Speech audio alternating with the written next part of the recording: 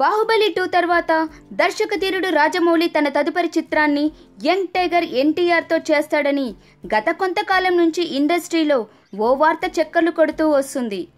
ఇప్పటికే ఈ పౌరాణిక చిత్రానికి గరుడ అనే టైటిల్ ఫిక్స్ చేశారని, ఇది మల్టీ స్టారర్ అని కూడా చెబుతున్నారు. బాహుబలి 2 రిలీజ్ అయిన వెంటనే జక్కన్న ఈ చిత్రాన్ని సెట్స్ మీదకు తీసుకువెళ్తాడని, ఈ సినిమా కోసం 3 ఏళ్ల షెడ్యూల్ ప్లాన్ కూడా సిద్ధం చేసుకున్నాడని ప్రచారం జరుగుతూ వస్తుంది. సాధారణంగా ఏదైనా ఒక రూమర్ వస్తే జక్కన్న వెంటనే దానిపై క్లారిటీ ఇచ్చేస్తాడు.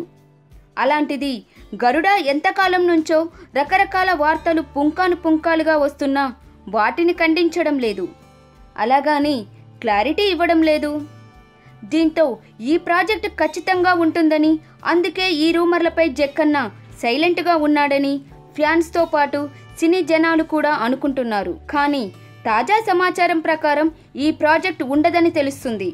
అవును, జక్కన్న తన నెక్స్ట్ సినిమా ఎన్టీఆర్తో కాదు, ఓ బాలీవుడ్ హీరోతో హిందీ సినిమా తీసేందుకు రెడీ అవుతున్నాడట. ఆ Bollywood hero mister perfect Aamir Khan అనే టాక్ కూడా వినిపిస్తుంది. ఈ మధ్య అమీర్ జక్కన్నల మధ్య తరచుగా కొన్ని మీటింగ్స్ జరగడంతో వీరి కాంబోలో మూవీ ఉంటుందన్న రూమర్కి బలం చేకూరింది.